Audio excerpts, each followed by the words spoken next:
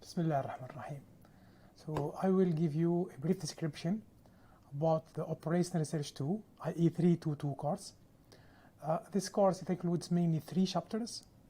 The first chapter is Integral Linear Programming and is very close to linear programming that we have seen already in Operational Research 1, or I think i.e. 222, okay?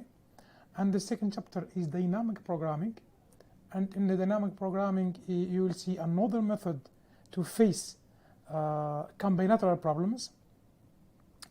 And the third chapter will be Nonlinear Programming, and we will see how to model some real-life problems as nonlinear programs and how to solve them and how to face them theoretically, basically. Now we will pass to the second part of the course, which includes 2 parts, the 2 chapters, Markov chains and queuing theory. And these 2 chapters are interested with studying the stochastic process. Okay? So these are regarding the contents of the course. Problems related to this course are mainly related to linear algebra. If students can handle equations and matrices, normally he can succeed in this course. Another constraint that student can meet while studying the Operational Research 1 or Operational Research 2 is the programming.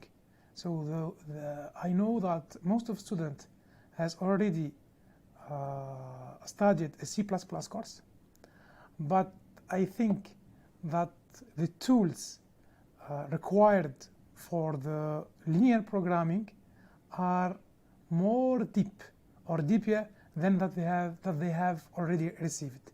So I advise them to get more important skills in programming and C++ coding before coming to our course. Okay? This regarding the difficulties. Another kind of difficulties is that problems in Operational Research 2 are very different and are, let's say, it becomes from different applications, and maybe modeling one problem doesn't help you to model another.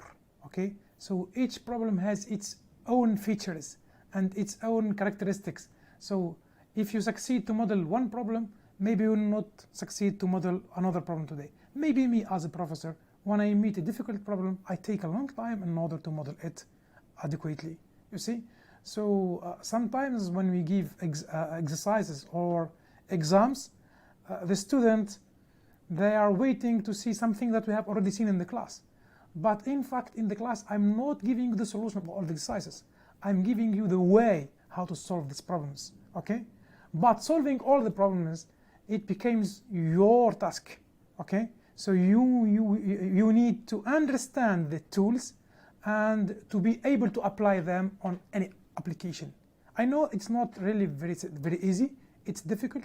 It requires a lot of work to become expert in this field. So, regarding the efforts that students should spend during this course, I think that the most important thing is that students should attend in order to understand, and should attend and ask questions and try to understand everything in the classroom, because once they leave the classroom, it becomes very difficult to understand.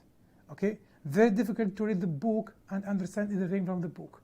Okay, so the most important thing is to understand in the classroom and repeat the work at home. Okay, and come back in the next lecture with your own questions in order to more understand things. This is very important. So we have 2 tasks. Task 1 is try to understand the classroom, take notes, and redo everything at the home and test yourself if you are able to do what we have already done in the classroom or not. And if you meet some difficulties, you should contact your teacher. Okay, this is very important. So don't stop working just at the class and don't work only at the home. Both are necessary in order to succeed and to benefit from this course. Regarding the grades are really depend from the hardness of the exam. Maybe I can give very hard exam and no one will get a good mark. Maybe I will give a quiet exam and a student who already attends at the classroom and worked at home, they can get a good marks. Okay, so generally I use the exercises that we have seen in the classroom and I add some things, I add some complication, I change them, but I never give a new exercise that is really very difficult to student to solve, because I know in operational research and modeling, especially in modeling, if you do something new, maybe student will spend 1 hour thinking. But my objective when I assess a student is not to assess the intelligence of the student. I am assessing the tools that or the knowledge that I try to transfer this to the students, if they got already this knowledge or not. This is the most important thing for me in the assessment. Okay. Regarding the grades, as I told you, generally there are 10% are A and A plus students, and 20% B and B and plus students, and about 40% C and C plus students, and the remaining students are in D and F. نادي الهندسة الصناعية، سلسلة ثراء.